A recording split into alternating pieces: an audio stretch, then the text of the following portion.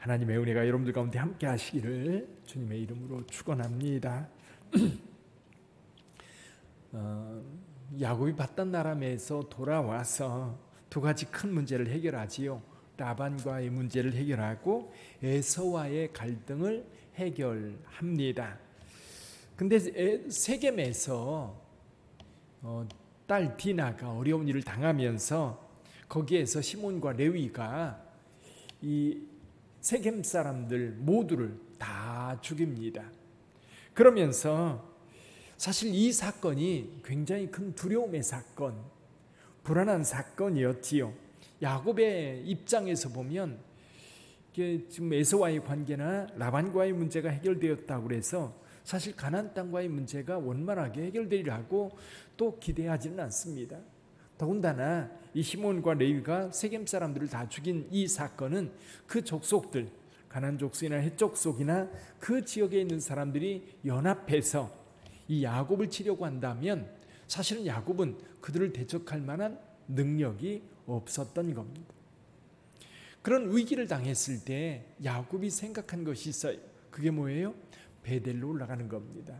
그래서 여기 3절에 보면 우리가 일어나 베델로 올라가자라는 말이 있어요. 베델로 올라가자. 자, 베델로 올라가야 되는데 일단 그 땅에서 계속해서 머뭇거리고 머물러 있으면서 사실은 야곱이 어려움을 당했거든요. 위기도 당했고요. 근데 하나님께서 야곱에게 나타나셔서 말씀합니다. 내가 너를 만났던 베델로 올라가라. 베델로 올라가라. 우리 1절 2절 같이 1절만 읽어볼까요? 1절 하나님이 야곱에게 이르시되 일어나 베델로 올라가서 거기 거주하며 내가 내 형 에서의 낯을 피하여 도망하던 때에 내게 나타났던 하나님께 거기서 제단을 쌓으라 하신지라. 아멘. 여러분, 하나님의 말씀은 계속해서 들려집니다. 야곱에게도 계속해서 하나님께서 말씀하셔요. 그 말씀을 들으면서 사실 우리 그리스도인들은 움직이지요. 야곱처럼요. 야곱은 그 음성을 듣고 깨달은 거예요. 하나님께서 나를 기다리고 있구나. 어디에서? 베델에서. 베델에서 하나님을 만났고 하나님께서 약속해 주셨지요. 내가 내게 이루고자 하는 모든 것을 다 이루기까지 내가 너를 떠나지 아니하리라. 그럴 때 야곱도 하나님 앞에 서원했습니다. 어떻게 서원했습니까? 내가 이 길에서 먹을 것과 입을 것을 주시고 평안하게 여기로 돌아오게 하신다면 나도 하나님께서 나의 하나님이 되실 뿐만 아니라 나의 모든 11조를 하나님 앞에 드리겠습니다라고 서원을 했었어요. 여러분, 서원한 것은요 빨리 갚을수록 좋습니다. 하나님께 약속한 것은요 머뭇머뭇거리면 안 됩니다. 야곱은 너무 머뭇거렸어요. 그래서 이제 베델로 올라가자라는 말을 하면서 온 가족들에게 먼저 올라가기 전에 할 일을 이야기합니다. 그게 뭐냐? 무상들이에요. 여기 4절에 보면 그들이 자기 손에 있는 모든 이방 신상들과 자기 귀에 있는 귀고리들을 야곱에게 주는지라.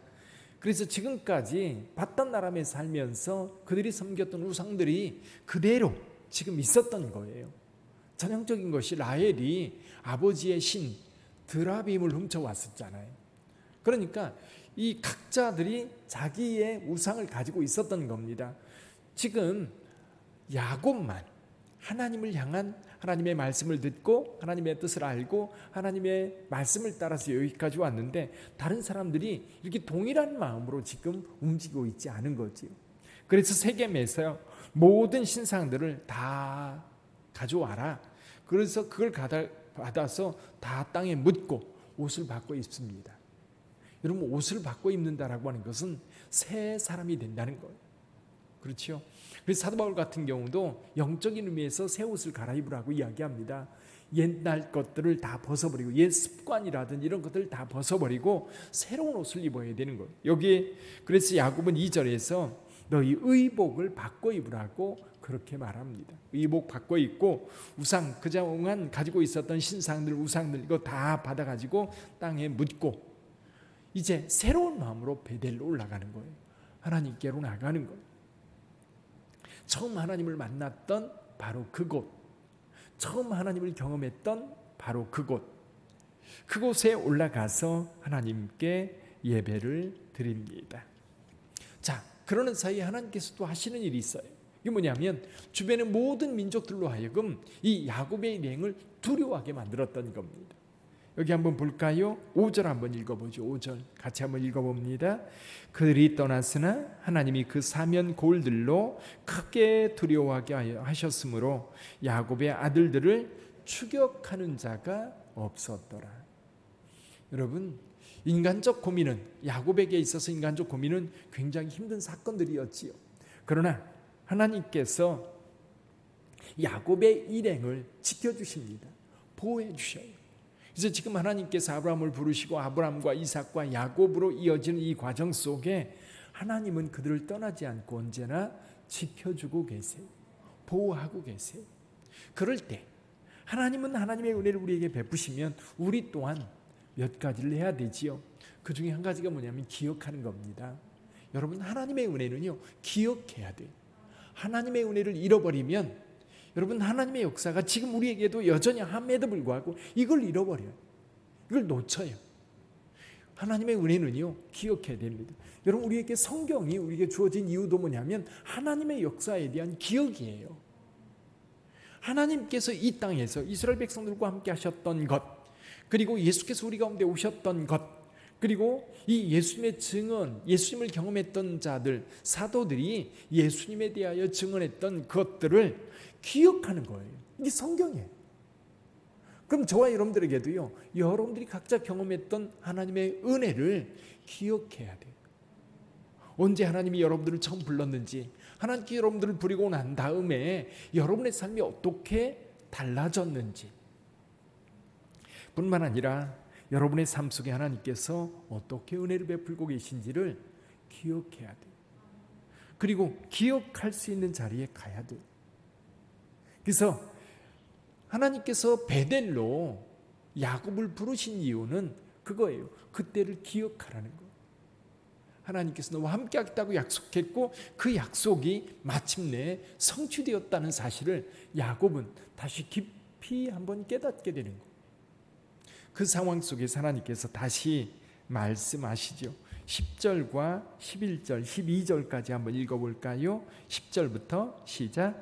하나님이 그에게 이르시되 내 이름이 야곱이지만은 내 이름을 다시는 야곱이라 부르지 않겠고 이스라엘이 내 이름이 되리라 하시고 그가 그의 이름을 이스라엘이라 부르시고 하나님이 그에게 이르시되 나는 전능한 하나님이라 생육하고 번성하라 한 백성과 백성들의 총회가 내게서 나오고 왕들이 내 허리에서 나오리라.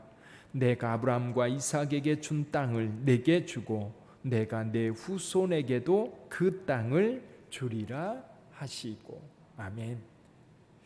하나님께서 계속해서 야곱에게 말씀하셔요. 이 땅 너와 함께 할 뿐만 아니라 이 땅을, 그리고 이 땅을 내 후손들에게, 그러니까 아브라함에게도 말씀하셨고 이삭에게도 말씀하셨고 야곱에게도 말씀하시는 거예요. 이 땅을 내 후손에게 주겠다라고 말씀하십니다. 이 약속의 말씀은요, 저와 여러분들에게 어떤 상황이 있어도 그걸 이기게 합니다.